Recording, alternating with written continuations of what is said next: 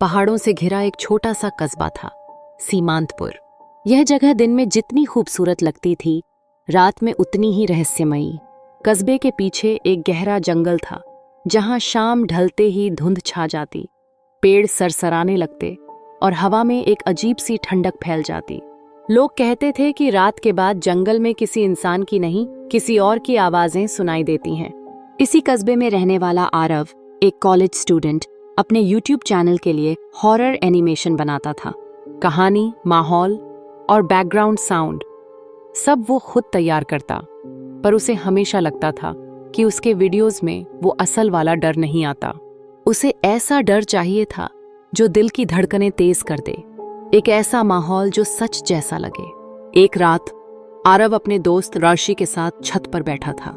तभी दूर जंगल से एक धीमी सी चीख सुनाई दी, जैसे किसी ने सांस रोकते रोकते किसी को पुकारा हो। ऋषि डर गया और बोला, ये वही चीख है ना जिसके बारे में लोग कहते रहते हैं? रात में जंगल मत जाना, सच में कुछ गड़बड़ है वहां। लेकिन आरव की आंखों में कुछ और ही चमक थी। यही तो चाहिए था, असली आवाज, असली माहौल। अगर इसका रॉ रिकॉर्ड मिल जाए तो मेरी एनिमेशन अलग ही लेवल पर चली जाएगी। अगली रात आरव अपने कैमरा, माइक्रोफोन और लैपटॉप लेकर जंगल के किनारे पहुंच गया।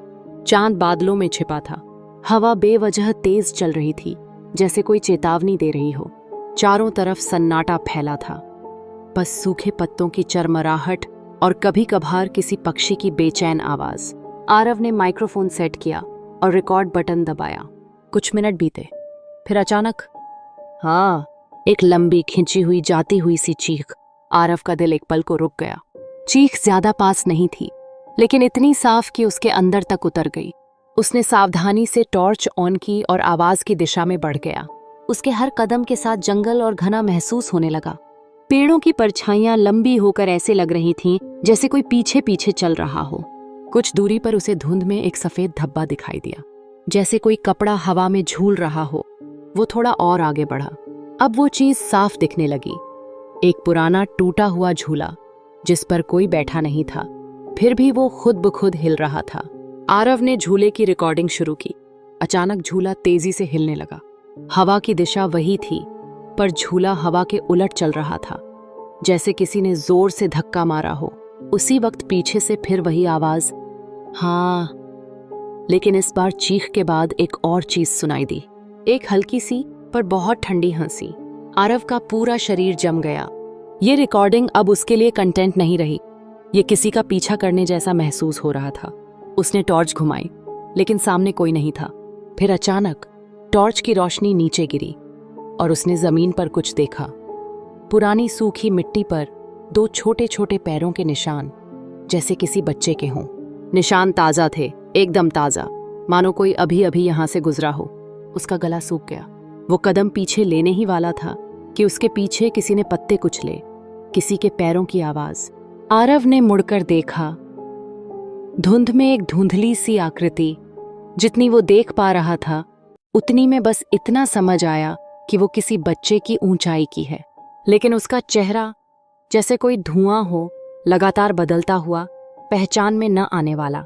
फिर उस आकृति ने अपना सिर हल्का सा तिरछा किया, जैसे पहचानने की कोशिश कर रही हो, और अगले ही पल वो आरव की तरफ एक झटके में बढ़ी। आरव बिना पीछे देखे जंगल के बाहर भागा। हाथ पांव कांप रहे थे, पर वो रुका नहीं। कस्बे की लाइटें दिखते ही उसने राहत की सांस ली। पीछे मुड़कर देखा, कुछ नहीं था, वो सुरक्षित था। शायद घर पहुंचकर उसने अपनी रिकॉर्डिंग सुनी। हर आवाज साफ थी, चीख, झूला, कदमों की आहट। लेकिन बीच में जो 5 सेकंड मिले, उन्हें सुनकर उसका पेट मरोड़ गया। एक धीमी सी आवाज फुसफुसाती हुई, दिख रहा हूं ना? आरव ने ध्यान से देखा। फ्रेम के सबसे कोने में, जहां अंधेरा था, एक छोटी सी आकृति 2 सेकंड के लिए दिख रही थी। वही बच्चा, वही धुंधली शक्ल। आरव ने तुरंत सिस्टम बंद किया, बत्ती जलाई और दीवार के सहारे बैठ गया। उसका मन डरा हुआ था, लेकिन अंदर की जिज्ञासा अभी भी जिंदा थी। वो सोच रहा था कि आखिर वो चीज थी क्या? इंसान, कोई जानवर या कुछ और? लेकिन सबसे डरावनी बात ये थी, जब उसने लैपटॉप बंद किया तो स्क्रीन बंद होने से पहले एक जल्दी से चमकी हुई रोशनी में उसे अपना ही चेहरा दिखा। और उसके पीछे वही धुंधली बाल आकृति जो सीधा उसे घूर रही थी। और फिर सब काला हो गया। अगर आपको हमारा यह वीडियो अच्छा लगा तो कृपया लाइक और सब्सक्राइब जरूर करें।